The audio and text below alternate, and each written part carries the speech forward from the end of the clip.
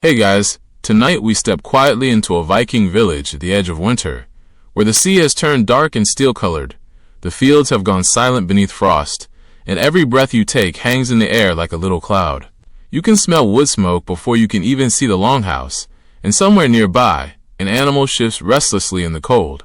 Your boots crunch over frozen ground as you realize something important. This is not the cozy, dramatic Viking world you may have imagined from movies. There are no perfectly warm fires waiting for you, no endless roasted meat, and definitely no magical fur blanket that solves every problem. In fact, you probably won't survive this. So before you get comfortable, take a moment to like the video and subscribe, but only if you genuinely enjoy what I do here. And while you're settling in, tell me your location and your local time in the comments. It is always fascinating to imagine people listening from different corners of the world while you are about to experience the same very cold night. Now, dim the lights, maybe turn on a fan for that soft background hum, and let's ease into tonight's journey together. You take another step. The village is smaller than you expected. A handful of turf-roofed buildings huddle close together, their walls darkened by years of smoke and weather. Beyond them, the land rolls toward a shoreline that disappears into mist. There are no streetlights, no glass windows glowing warmly in the darkness, and no distant hum of engines. The village seems almost swallowed by the surrounding night. You look toward the sky. There is barely any daylight left. Winter has arrived, and in this northern world, winter does not simply mean that the temperature drops a little. It changes the rhythm of everything. It changes how far you can travel, what you can eat, how much wood you burn, how often you can work outdoors, and how carefully you must protect your body from becoming cold and wet. You have entered a season that can last for months, and you have entered it without modern heating, insulated walls, electricity, supermarkets, weather forecasts, waterproof jackets, antibiotics, refrigerators, or a vehicle waiting outside. Your first instinct is simple. Get warm. You hurry toward the longhouse.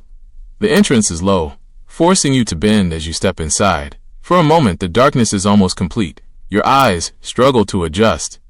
Then you notice the central fire, glowing faintly beneath a layer of ash. Smoke hangs beneath the roof before slowly finding its way toward an opening above. The air is warmer here, not warm, just warmer. You hold your hands toward the fire. Your fingers sting as sensation returns. Around you, people are already preparing for the night.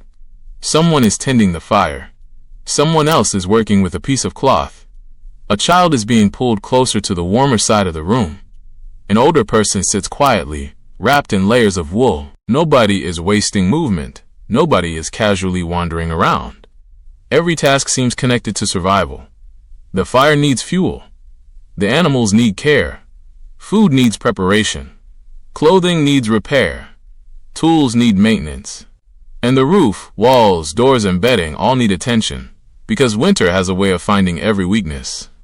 You begin to understand something uncomfortable. The village cannot afford for you to be useless. You might have imagined Viking life as endless adventure. Raiding ships, dramatic battles, powerful warriors shouting beneath banners. But most of your winter will involve something much less glamorous. Carrying things. Fixing things. Cleaning things. Waiting. Eating carefully. Sleeping close to other people. And trying not to freeze. The longhouse becomes the center of your world, because outside it, darkness is spreading rapidly. You hear the wind. At first, it is only a soft whisper around the walls. Then it grows. The turf roof gives a faint creaking sound. Cold air slips through tiny gaps in the doorway. You glance toward the fire. It is already smaller than you would like. Someone adds another piece of wood. The flames rise. For a few seconds, everyone watches.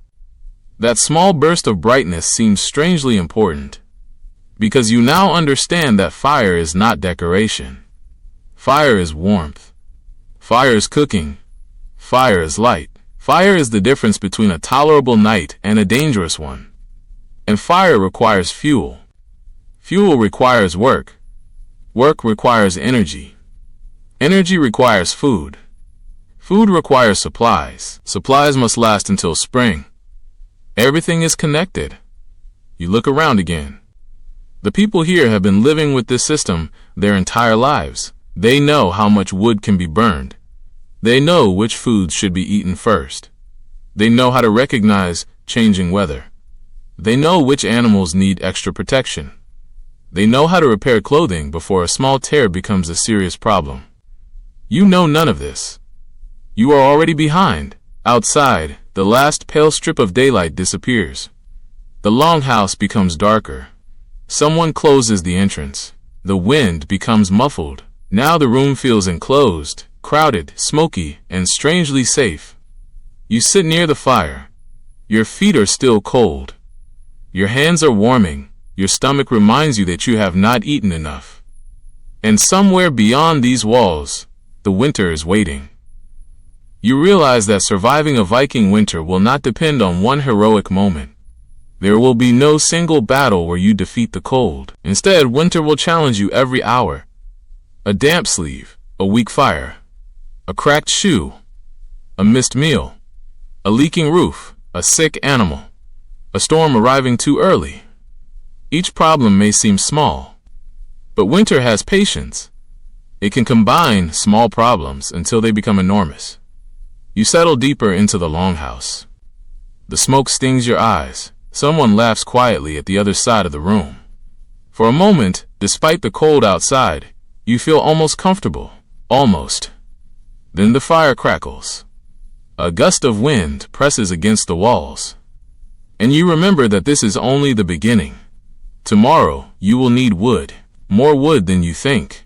And before you can worry about tomorrow, you need to survive tonight. The longhouse loses its warmth slowly. You notice it first in your feet. A few minutes ago, sitting close to the fire, your fingers were beginning to feel normal again. Now the warmth seems to have stopped halfway up your body. Your feet remain cold inside your rough footwear, and the floor beneath you feels as though it is quietly pulling heat away. You shift closer to the fire. Someone has already noticed. A log is placed onto the embers. For a moment, the flames rise brightly, throwing moving shadows across the walls. Faces appear and disappear in the flickering light. The longhouse suddenly feels alive. Then the fire settles again. This is the problem. A fire can warm you, but it cannot defeat winter by itself. The longhouse is designed to hold people, animals, food, tools, smoke, and heat together in one crowded space. Its walls may be made from timber, woven branches, clay, turf, or combinations of these materials depending on where you are. The roof is heavy, thick, and built to withstand the weather. But it is not a modern insulated house. There is no sealed glass window keeping the cold outside. There is no central heating system sending warm air into every corner. There is no thermostat. You cannot simply press a button and raise the temperature. The room has to be kept alive manually. You look upward. Smoke gathers beneath the roof. Your eyes begin to sting. You blink. This is normal here. The central fire needs somewhere for smoke to escape, but every opening that lets smoke out can also allow cold air in. The longhouse is therefore a compromise between ventilation and warmth. Too little ventilation, and the smoke becomes unbearable. Too much ventilation, and the heat disappears. You begin to appreciate how difficult it is to create comfort without modern technology. Someone adjusts the fire. Another person moves closer. The people around you understand the invisible geography of warmth. There are better places to sit and worse places to sleep. The area near the fire is valuable, especially when the temperature outside drops sharply. You instinctively want the warmest spot. Everyone does, but you quickly realize that the fire cannot belong to one person. It belongs to the entire household. Food is cooked over it. Water may be heated near it. Tools can be warmed. Clothing can be dried. People gather around it for light. And, most importantly, the fire keeps the interior from becoming dangerously cold. You glance toward the entrance. A faint stream of cold air moves across the floor. It is almost invisible, but you can feel it against your ankles. The doorway is a weakness. Every time someone enters or leaves, winter gets a chance to come inside. So the entrance is kept small and low. You have to bend to pass through it. This is inconvenient, but it also reduces the amount of warm air escaping. You begin to understand that even the shape of the building reflects the climate. Nothing is accidental. The thick roof helps. The low walls help. The turf helps. The crowded interior helps. Even your neighbors help. Because human bodies produce heat.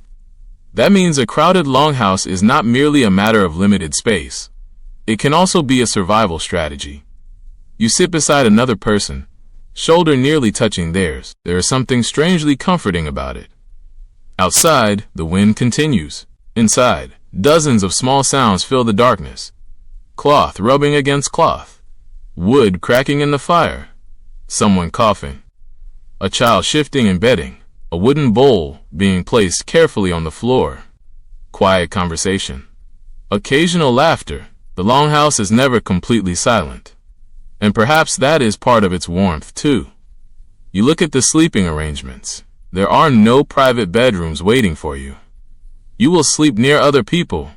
Your bedding may consist of wool, skins, woven materials, or whatever the household has available. You pull the covering closer around yourself. It helps. But the cold still finds its way in. You turn onto your side. The floor is hard. The air near your face feels cooler. You tuck your hands beneath the blanket. Then you hear a sudden gust. The walls shudder slightly. You look toward the doorway. For a second, you wonder whether the structure will hold. The people around you barely react.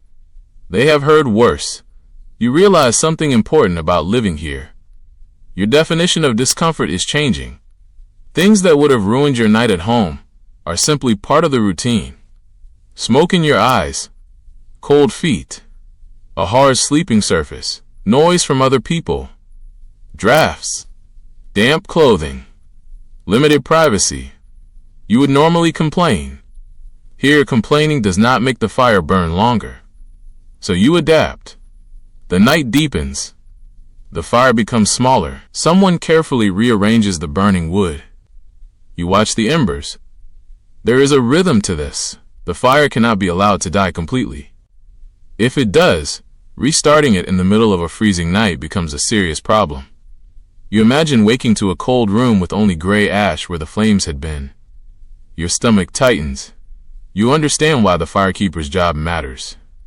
Someone has to watch it.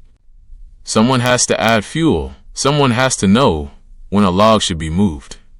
Someone has to understand how much wood can be burned now without wasting what may be needed later.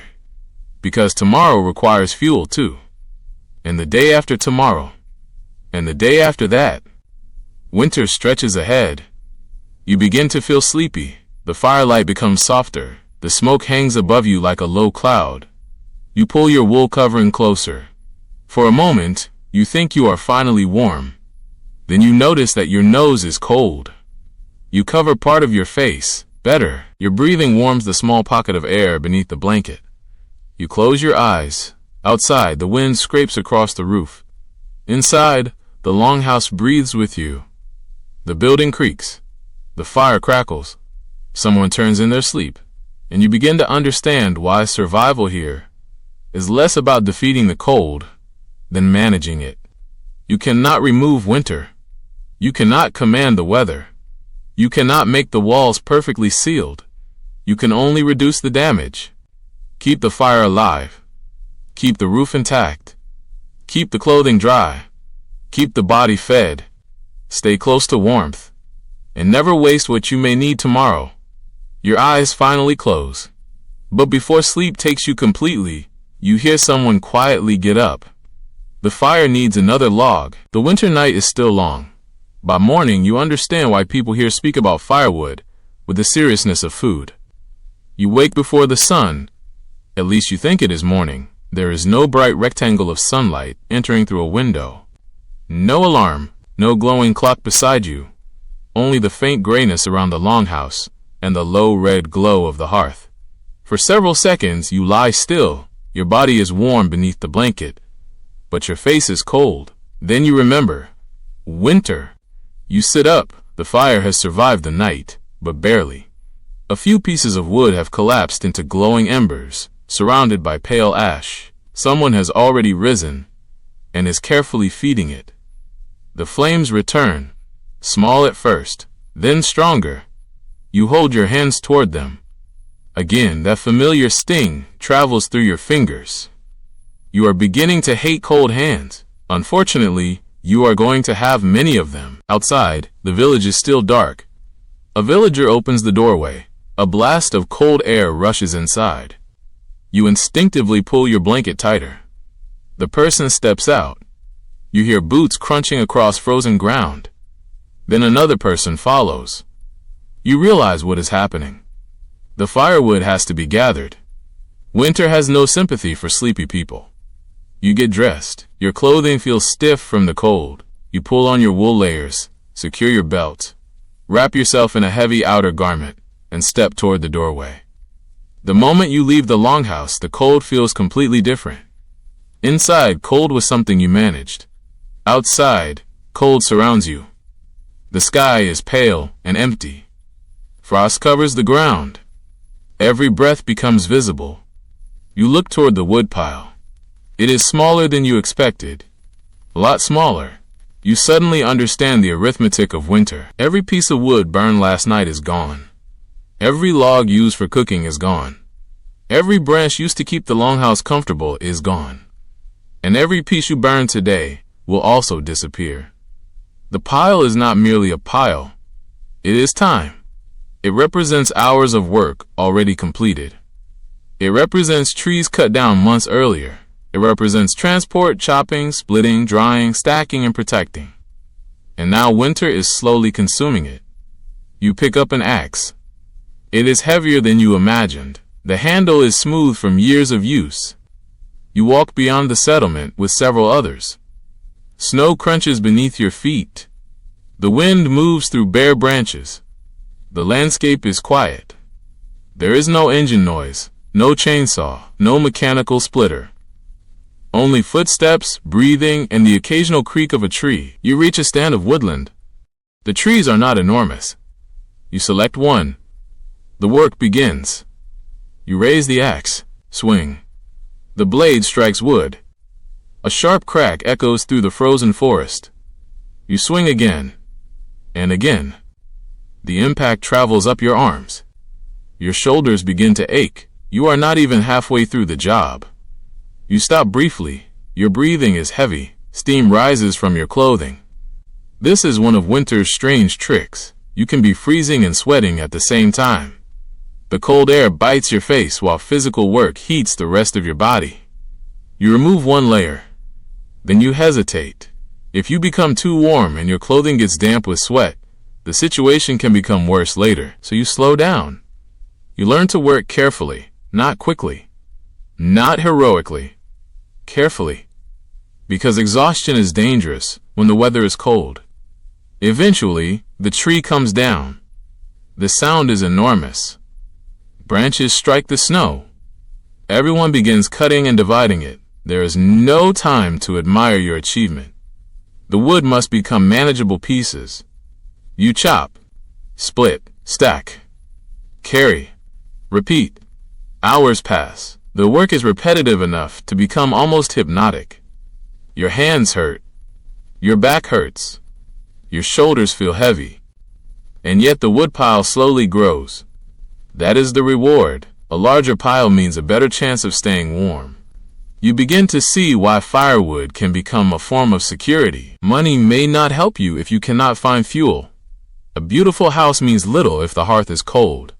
Food cannot cook itself. Wet clothing cannot dry itself. And winter nights cannot be shortened. Eventually, you carry several pieces back toward the village. The logs are awkward. You adjust your grip. One slips. It lands in the snow. You swear quietly. Someone nearby laughs. You pick it up. Nobody helps. Not because they are cruel. Because everyone is carrying their own load. When you finally reach the settlement, you drop the wood beside the storage area. Your hands are trembling. You look at the growing pile. It seems satisfying. Then you look at the longhouse. Smoke rises from the roof. Someone is already cooking. You realize that some of the wood you just carried will disappear before the day is over. The thought is almost insulting. You worked for hours. The fire will consume your work in minutes. But that is the nature of winter. You cannot store warmth. You can only store the material that creates it. And that material must be protected. The wood cannot simply be left outside in a wet heap. Damp fuel burns badly, so the villagers stack it carefully under shelter or in protected areas. You notice how organized everything is. Pieces are arranged so air can circulate. Larger logs are separated from smaller pieces. Dry kindling is protected from rain and snow. Nothing is random. You begin to appreciate the knowledge behind these ordinary-looking actions. A modern person can walk into a heated room and never think about where the warmth came from. Here, warmth has a visible cost. You can point at it. It is sitting in the wood pile. You spend part of the afternoon splitting more logs. Your palms begin to sting. You inspect them. Redness. Small cracks. You are tempted to ignore them. That would be a mistake. Small injuries can become serious when you work constantly in cold conditions. So you wrap your hands. Then continue. The village continues around you. Someone repairs a roof. Someone carries water. Someone checks the animals. Someone prepares food. Children move between buildings. The winter routine has no dramatic beginning. It simply continues. As the afternoon light fades, you look toward the horizon. The sun has barely appeared. Already it is disappearing. You carry the final bundle inside. The long house feels warmer now, not because winter has weakened, because you have brought part of the forest inside with you. The fire is burning. A pot hangs above it. The smoke curls toward the roof. You place the wood beside the hearth. Someone nods approvingly. That small gesture feels strangely satisfying. You sit down. Your arms ache. Your shoulders feel heavy. You close your eyes. For a moment you think about modern life. How easily you turn a handle. How quickly heat appears. How casually you expect warmth. Here, warmth has to be earned. And tomorrow, the woodpile will be smaller again. You glance toward it. There is already less wood than you would like. Winter has barely begun. You stare into the fire. The flames dance across the logs. They are beautiful, but now you see them differently. Every flame is consuming something.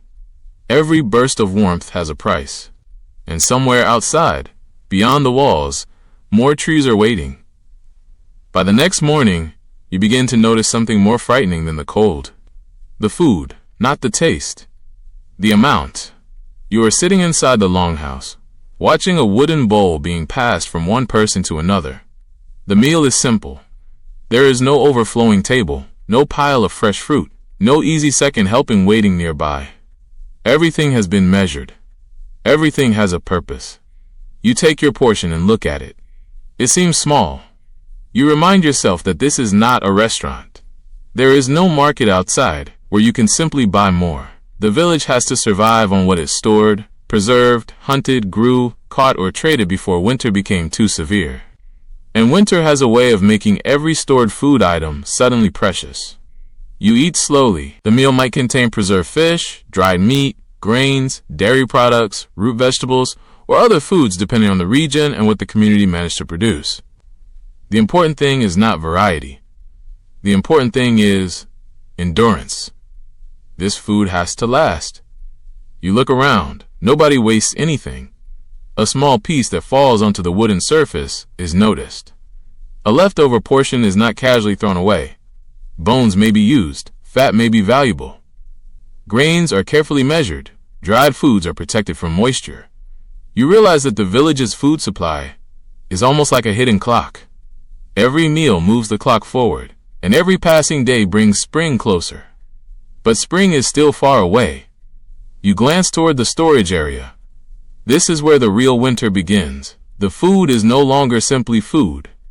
It is a reserve, a buffer against hunger, a promise that the household can continue eating when the fields are frozen and the sea becomes dangerous. You follow someone into the storage area. The temperature is colder here.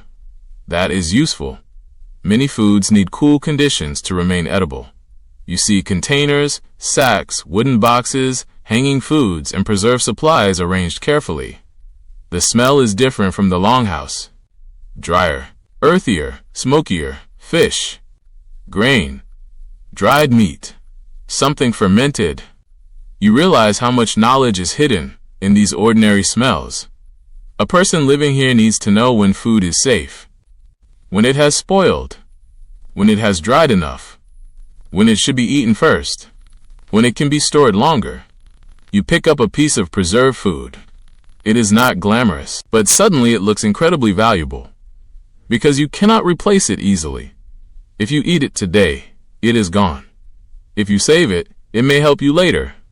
That creates a constant calculation. Eat enough to stay strong, but do not eat so much that the supply disappears too early. It is a balance you have never had to think about before. At home, hunger usually has a simple solution. Open a refrigerator, go to a store, order something. Here, the solution may have been prepared months ago. You look at the stored grain. Someone measures a portion. Not too much, not too little. You watch the grains fall into a container. The sound is strangely quiet, but every grain represents work. Someone planted it. Someone tended it. Someone harvested it. Someone processed it. Someone carried it. Someone stored it. Now you are eating it. The chain is long, and winter threatens every link. You return to the longhouse. A pot is being prepared over the fire. The smell is comforting. For a moment you forget about scarcity. Then you see the serving portions. Again, small. You sit down. Your stomach wants more. Your mind says no. This is the first time you understand the difference between being full and being safely fed. You might still feel hungry after a meal. That does not necessarily mean there is not enough food. It means the food has to last. You eat what you have. You drink. You wait. The hunger fades slightly. Outside, the wind continues. The village is quiet. You wonder how many days remain until spring.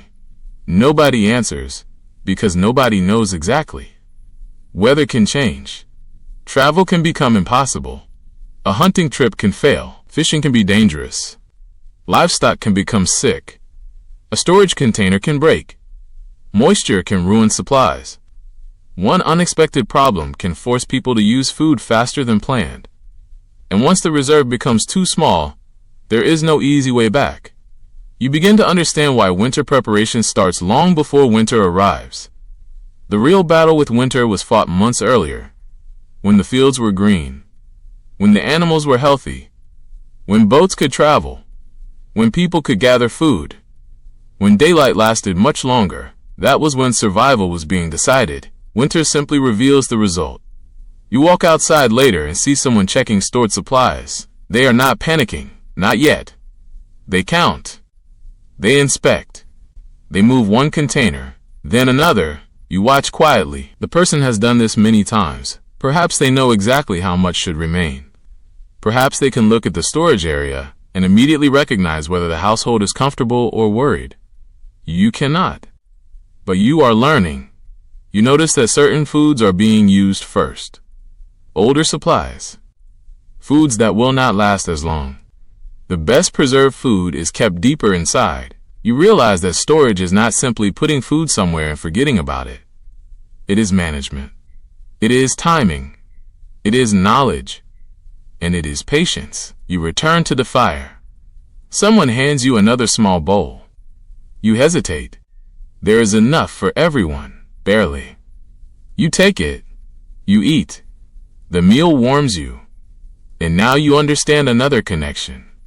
Food does more than stop hunger. It creates body heat. It gives you strength to cut wood. It allows you to carry water. It helps you repair roofs. It keeps you moving when the cold tries to slow you down. So when food disappears, the problem is not simply hunger. The whole village becomes weaker. That thought stays with you. You look around at the people eating together. They are not merely sharing a meal. They are sharing a limited resource.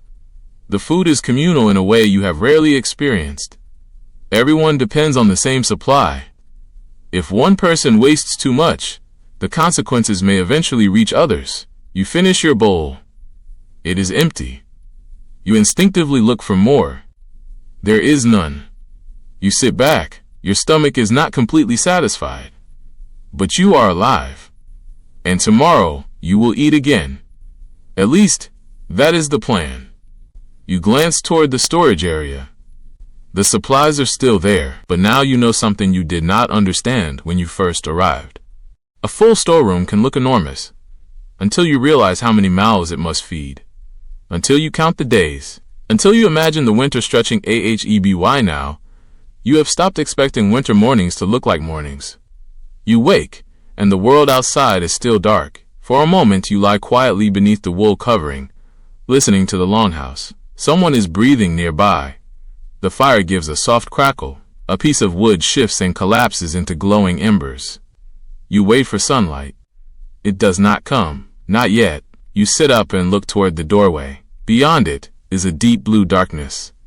You have no clock, no phone, no bright digital numbers telling you that it is 6 in the morning. Your body has to guess.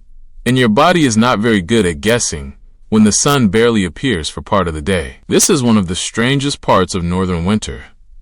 The darkness does not simply make everything harder to see. It changes how the entire day feels. You can spend hours working in what seems like evening light. Then you realize that midday has already passed. The sun may rise low over the horizon, casting a weak, pale glow across the landscape. It does not feel like summer sunlight.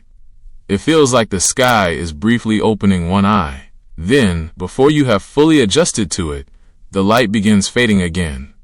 You step outside. The cold immediately wakes you. Snow covers the ground. The air is clear and sharp. Above the rooftops, the sky is slowly turning gray.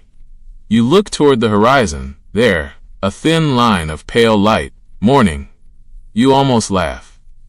After sleeping through what feels like an ordinary night, you have only a few hours of useful daylight ahead. The village is already moving. People know the rhythm. They do not wait for the sun to become comfortable. There is work to do. You carry water. You check the animals. You help with firewood. You repair something. You carry another load. The day becomes a series of small tasks performed beneath a sky that never seems fully awake. You begin to understand why winter changes people's relationship with time. In summer, daylight seems abundant. You can work late, travel farther, stay outside, repair buildings, gather food, fish, farm, move between settlements. Winter is different. Every hour of light becomes valuable. You find yourself watching the sky. If you need to travel somewhere, you think about how much daylight remains. If you need to collect wood, you calculate whether you can return before darkness. If someone goes out hunting or fishing, you wonder when they will return. Darkness creates boundaries. The village becomes smaller. The world beyond it becomes uncertain. One afternoon, you are asked to help carry something toward the edge of the settlement. The sky is already dim. You glance upward. Surely there is more time. But the person beside you shakes their head. Not much. You hurry. The landscape changes quickly as the light disappears. Objects that were obvious a few minutes earlier become silhouettes. The trees merge into darkness. The shoreline becomes difficult to distinguish. The path you followed earlier now looks completely different. You understand why people who know the land well are so important. Without artificial lighting, familiarity becomes a form of navigation. You need to know where the path bends, where the ground becomes uneven, where water may be hidden beneath snow, where ice can break, where the forest begins. You do not simply walk. You remember. Back in the village, the first lights begin appearing, not electric lights. Firelight. Small points of orange and yellow. You see them through doorways and openings. They look beautiful from a distance, but you know what they cost. Every flame consumes fuel. Torches consume fuel. Cooking fires consume fuel. Lamps consume oil or another burnable material. Light itself is not free. That thought stays with you. At home, you can illuminate an entire building with the movement of one finger. Here, darkness is something you negotiate with. You can push it back only a little. Inside the longhouse, someone lights a small lamp. The flame is tiny. It barely changes the room. But everyone notices. Faces become visible. Hands become easier to see. Work can continue. You sit nearby while someone repairs a piece of clothing. The light flickers. The needle moves slowly. You realize how much winter work must happen in these conditions. Spinning, weaving, repairing, carving, preparing food, maintaining tools. The tasks continue even after daylight disappears. But darkness makes everything slower and tiring. Your eyes strain. Your shoulders ache. You begin to understand why sleep must be carefully balanced with work. There is no endless evening. There is only darkness, then morning, then darkness again. The rhythm is unfamiliar to you. Later you step outside once more. The sky is clear. Stars are everywhere. Without modern light pollution, the night seems enormous. You stand still. The snow reflects faint moonlight. The village behind you is almost completely dark. For a moment the cold is forgotten. The sky is beautiful. You can see more stars than you are used to seeing. Perhaps this is one of the few gifts winter gives freely. Then the wind moves across your face. You remember where you are. You turn back toward the longhouse. The warmth inside feels even more valuable now. You enter. The door closes. The wind disappears. The fire glows. Someone is eating. Someone is talking quietly. Someone is already sleeping. You sit down. The day has been short, but somehow you are exhausted. That is another winter lesson. A short day does not mean an easy day. Sometimes it means you have to fit the same amount of survival work into fewer hours of light. And darkness adds its own dangers. You cannot see distant weather approaching. You cannot easily repair something outside. You cannot safely travel across unfamiliar ground. You cannot simply step into the forest because you feel like taking a walk. The world after sunset belongs to cold, wind, darkness, and uncertainty. You look at the fire. The flames illuminate a small circle around you. Beyond that circle, the longhouse fades into shadow. Beyond the doorway lies the village. Beyond the village lies the frozen landscape. And beyond that is a world you cannot see. You pull your blanket around your shoulders. For the first time, you are grateful for something incredibly simple. A roof, a fire, a familiar path, a few people nearby. These things would have seemed ordinary before. Now they feel precious. You close your eyes. Tomorrow the sun will rise again. Eventually. For a little while. And when it does, you will use every minute you can. Add. Then the room suddenly looks much smaller, and outside, the cold continues to wait. By the next morning, the frozen shoreline is waiting for you. You can see it from the village. A dark strip beneath the pale winter sky. The sea looks different now. In warmer months it would have been movement, sound, travel, food, and opportunity. Now it looks threatening. The water is dark and restless. Thin sheets of ice gather near the edges. Snow covers the rocks. You stand there for a moment, watching the waves push against the frozen shoreline. Someone beside you tells you not to go too close. You understand why. Ice is deceptive. It can look solid while remaining dangerously weak. A thin surface may support nothing more than a little snow. You take one careful step, then another. The cold air coming from the sea feels sharper than the cold inland. It reaches through your clothing. Your face begins to sting. The person beside you points toward a safer section. You follow. Winter has changed the coastline into a puzzle. Places that were familiar during summer are now dangerous. Water can freeze. Ice can shift. Snow can hide holes. Rocks can become slippery. The shoreline itself can become difficult to recognize. You think about how easy it would be to make a mistake. One careless step. One broken patch. One sudden wave. And the cold water would be far more dangerous than the air. You have heard stories of people surviving freezing weather, but falling into icy seawater is something else. The body reacts immediately. Breathing becomes difficult. Muscles lose strength. Clothing becomes heavy. The cold drains energy rapidly. There is no warm car nearby. No heated building a few minutes away. No emergency service arriving instantly. If something goes wrong, the people around you are the first help available. That thought makes you walk more carefully. You follow the shoreline. The village behind you becomes smaller. The wind grows stronger. You pull your cloak tighter. A few people are working near the coast. They are checking boats, ropes, equipment, and stored supplies. Even during winter, the sea cannot simply be ignored. A coastal community depends on it. Fish can mean food. Boats can mean travel. The shoreline can mean access to other settlements. But winter makes every journey more expensive.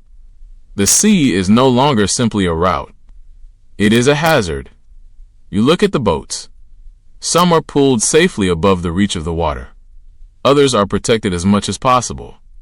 Wooden hulls need maintenance. Ropes need inspection. Tools need repair. Nothing can be allowed to deteriorate too far. Because when spring arrives, the boats will matter again. But spring is still distant. A sudden gust of wind hits you. Snow blows across the shoreline. You turn your face away. The sea disappears behind a veil of white. For several seconds you can barely see. You begin walking back. This is not the kind of place where you want to be caught in a storm. The wind becomes louder. The temperature seems to drop. Your hands are already becoming cold.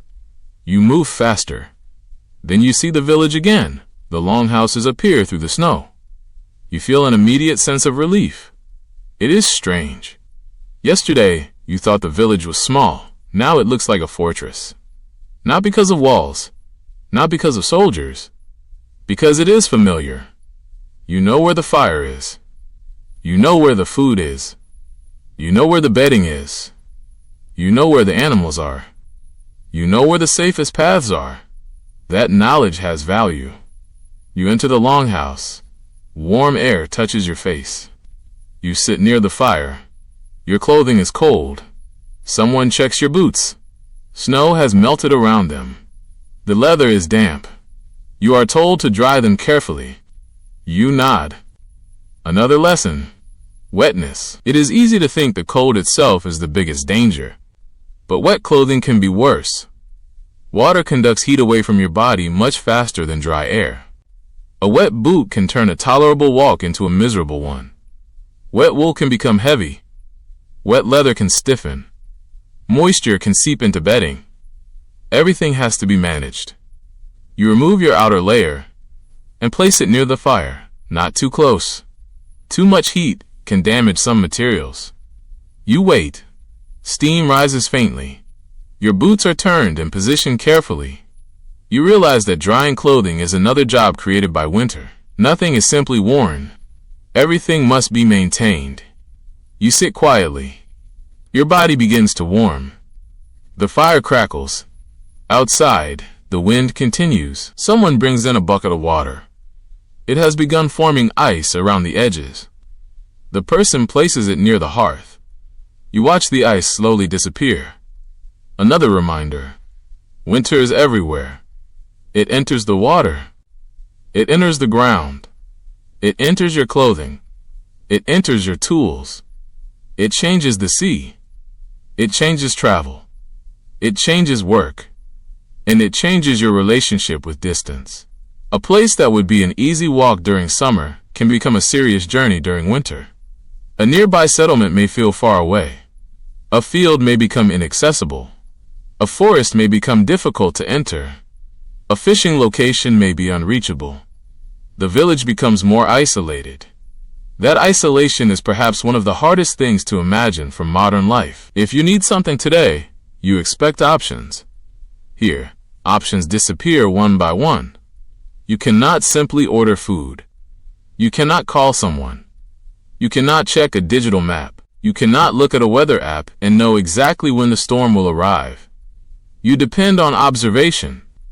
Clouds, wind, temperature, animal behavior, the appearance of the sea, the direction of smoke, the condition of the snow. Knowledge is your warning system. You step outside again later. The storm has passed.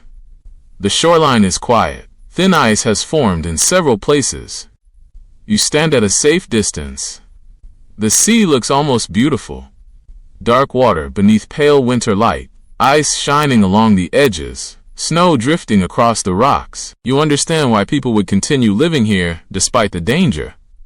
The sea gives as much as it threatens: food, travel, trade, connection, opportunity. But in winter, every benefit comes with a risk. You turn back toward the village. Your face is cold again. Your hands are tucked inside your sleeves. The longhouse waits ahead. And as you walk, you begin to realize something. Surviving this winter does not mean avoiding danger. It means recognizing danger early enough to respect it. The sea, the ice, the wind, the cold, the darkness, none of them can be defeated. They can only be understood, and the better you understand them, the better your chances of seeing another spring. The cold has taught you to respect the fire. Now winter is going to teach you to respect your clothing. You wake before sunrise with one thought already waiting for you. You are cold. Not dramatically cold, not the kind of cold that makes you collapse in a snowbank. It is quieter than that. Your feet are cold. Your fingers are cold. Your nose is cold. The fabric around your shoulders feels stiff. You sit up and begin dressing. Layer by layer. First comes the clothing closest to your skin.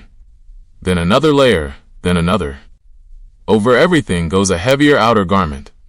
You tighten it around your body. The process takes time. But nobody here seems impatient. They know that clothing is part of survival. You look at what you are wearing: wool, leather, fur. Simple materials. Nothing resembles the lightweight synthetic clothing you are used to. There are no modern waterproof membranes, no insulated boots, no fleece, no thermal base layers designed in a laboratory. Yet these materials have been used for generations. People know how to work with them. Wool is especially valuable. It can retain warmth even when somewhat damp. It can be woven into thick fabric. It can be layered. It can be repaired. It can be reused. But wool is not magic. You discover that quickly. You step outside. The wind hits you. Your outer cloak moves violently. You pull it tighter. The cold still finds your face. You lower your head. The first few minutes are tolerable. Then your fingers begin to complain. You tuck them into your sleeves. A modern person might assume that simply adding more clothing solves the problem. It does not. Too little clothing, and you lose heat. Too much clothing while working, and you sweat. Then the clothing becomes damp.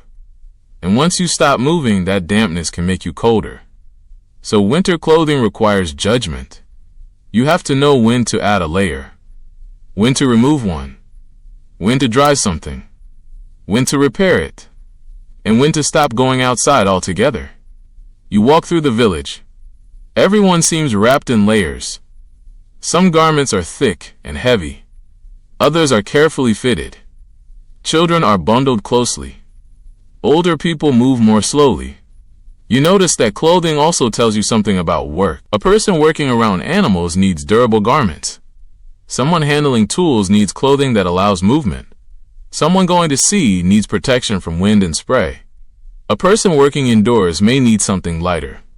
There is no universal outfit. Clothing is equipment. You stop beside a woman repairing a wool garment. She is examining a tear. It is small, almost invisible, but she does not ignore it. She threads a needle.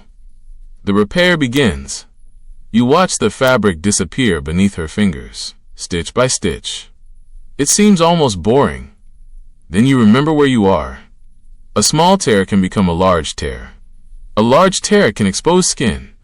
Exposure to wind can become dangerous. So repairing clothing is not decorative work. It is maintenance. You look at your own sleeve. There is a tiny damaged section.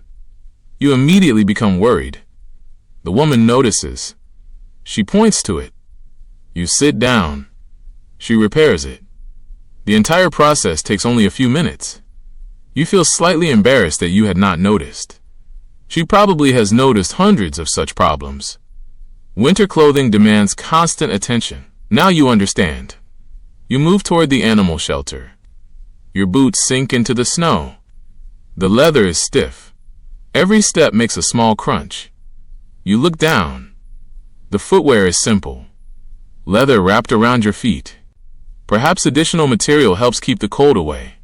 But there is no thick rubber sole. No waterproof zipper. No modern insulation. The ground becomes your enemy. Snow gets inside. Moisture gets inside. Cold travels upward. You begin walking more carefully. You notice that the villagers choose their paths deliberately. They avoid deeper snow when possible. They use packed paths. They step where others have already walked. Every small decision reduces effort. You reach the animal shelter. Warmth from the animals creates a different atmosphere inside. The air smells strongly. The floor is covered with bedding. The animals are packed together. You realize that livestock are not merely valuable because they provide food. They are also part of the winter economy. Their wool, their hides, their milk, their labor, their manure, their bodies. Everything matters. You help with the animals. Your hands become dirty. You do not care. You are warmer now. Then you step outside again. The wind has increased. You pull your hood over your head. Snow begins falling. The flakes land on your cloak. At first they disappear. Then they accumulate. You brush them away. This becomes another routine. Snow must not remain on clothing too long. If it melts, the fabric becomes wet.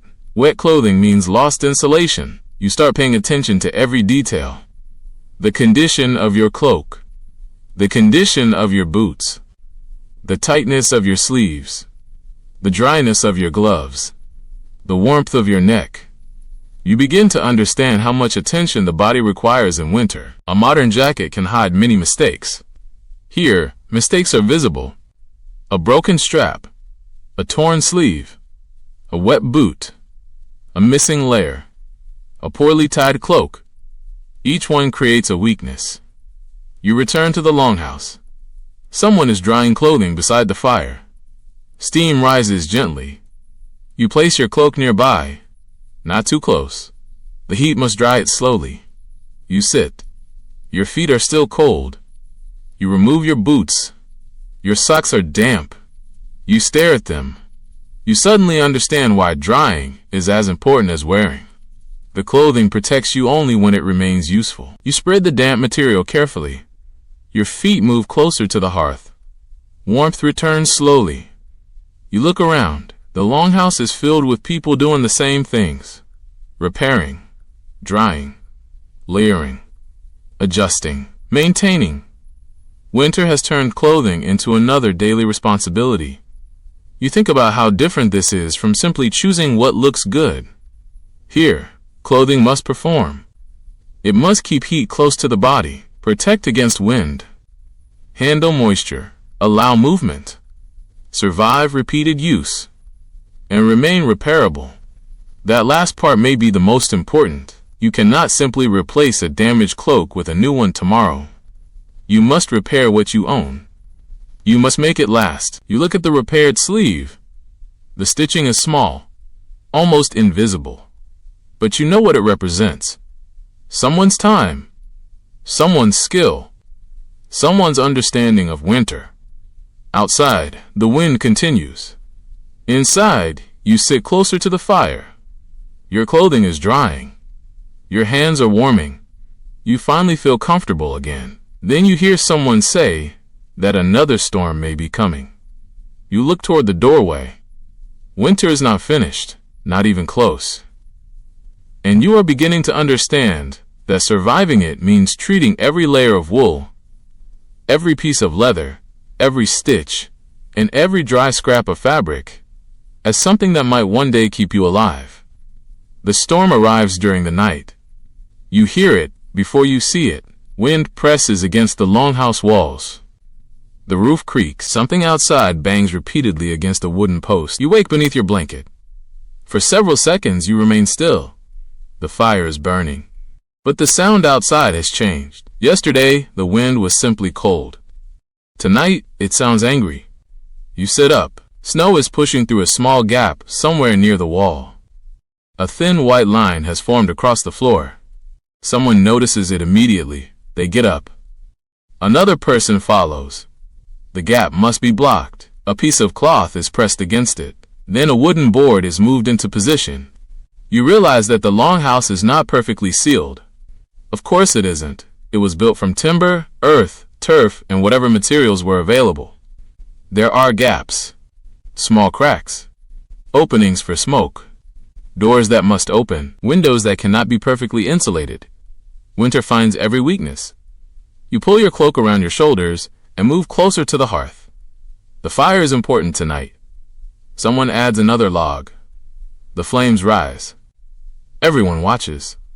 The wind outside is loud enough to make conversation difficult. You hear the roof creaking again. You look upward. For a moment you imagine snow piling on top. Too much weight could become dangerous. Someone checks the roof opening. Smoke swirls inside. Your eyes begin to sting. The longhouse has to balance two opposite needs. You need warmth. You also need ventilation. The fire consumes oxygen and produces smoke. A completely sealed room would be dangerous.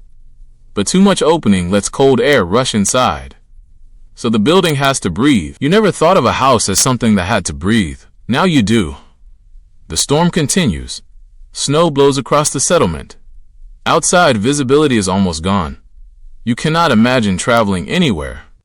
Even the nearest buildings might become difficult to find. The village has become a small island surrounded by white. You wonder about the animals. Someone else is already thinking about them. The person checks the shelter. The animals need protection too. They need food. They need dry bedding. They need enough warmth to survive. Livestock are part of the household's future. Losing an animal during winter can mean losing food, material, or wealth. So someone goes outside. You watch from the doorway. The wind immediately pushes snow into the longhouse. You step back. The person disappears into darkness. You wait. A few minutes later, they return. Their clothing is covered in snow. They close the door quickly. The animals are safe, for now. You sit beside the fire. The storm makes the longhouse feel smaller. Normally, you might notice how many people are inside. Tonight, you notice how close everyone is. Shoulders touch. Blankets overlap. The fire becomes the center of everything. People talk quietly. Someone checks the fuel. Another person checks the food. Another examines the doorway. The village is performing a silent checklist. Is there enough wood? Is there enough food? Are the animals safe? Is the roof holding? Are the walls secure? Is everyone inside? These questions are not written anywhere.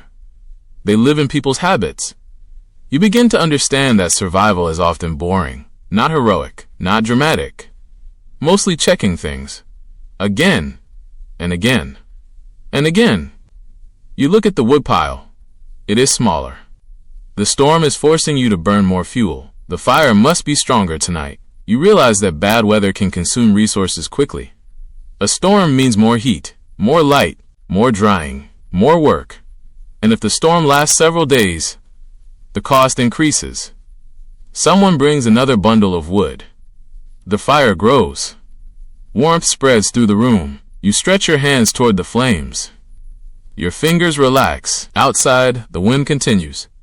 Hours pass. You do not sleep, not properly. The roof creaks. The door rattles. Snow strikes the walls. Every loud sound wakes you. Eventually, exhaustion wins. You fall asleep, then wake again. The storm is still there, but quieter. The wind has changed. You sit up. The longhouse is dark except for the hearth. Someone is already awake. You whisper a question. They point toward the door. Morning. You almost do not believe them. You stand. Your body feels stiff. You walk toward the entrance. Someone opens it. A wall of snow appears outside. The village has changed. Snow has covered almost everything. The paths are gone. Fences are barely visible. Wood piles have become rounded white shapes. The animal shelter is half buried. You stare. This is not simply bad weather. It is a rearrangement of the world. The familiar landscape has been erased. You step outside. The snow reaches your lower legs. Every movement requires effort. You begin clearing the path. A wooden shovel is used. Others join. The work is slow. Lift. Throw. Step. Repeat. You clear a small section, then another. The storm has created new work. And the work cannot wait. The animals need feeding. People need access to the storage areas. Firewood must be reached. The longhouse entrance must remain usable. A buried doorway could become dangerous. You keep digging. Your shoulders burn. Your gloves become damp. Snow falls from the shovel. You keep going. After some time, the path becomes visible again. You look back. It does not seem like much, but now people can move safely. That is enough. You help uncover the woodpile. The snow has soaked the outer layer. Some pieces are still dry beneath. You carefully move them. The dry wood is precious. You carry several pieces inside. The fire is fed. Warmth returns. Later, someone checks the roof. Snow must be removed. Too much accumulation creates weight. You climb carefully. The roof is slippery. You immediately regret agreeing to this. The joke that you probably would not survive this no longer feels like a joke. You clear snow. Slowly, carefully. You do not want to fall. Eventually, the roof is lighter. You climb down. Your legs shake. You enter the longhouse. Your clothes are wet. Your face is cold. Your hands hurt. But the building is still standing. The animals are alive. The food stores are safe. The fire is burning. The village survived the storm. That word feels different now. Survived, not conquered, not defeated the storm. Simply survived it. You sit beside the hearth. The snow outside is bright under the weak daylight. The storm has moved away. But you know what will happen next. The village must repair what was damaged. Replace what was lost. Dry what became wet. Clear what became buried. And prepare for the next storm. Because winter does not apologize. It simply moves on. And if you want to make it to spring, you have to move with it.